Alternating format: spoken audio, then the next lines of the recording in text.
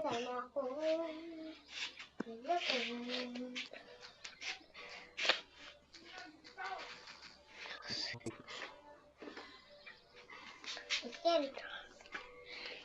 Kel, huwag mo na mag-cellphone ng ganyan. Ano muna tayo? Wala. Bawal mag-ano. Kasi recharging. Kasi sira din yung cellphone mo. Mama, may tapos yung battery. Ikaw, ginagamit na isa kanina eh. Asma, tadi tanggal-tanggal mo yung battery. Ay, di ba ginagamit mo ito kanina ay? Ha? Ginagamit mo kanina. Kaya pala ayaw bumukas kanina.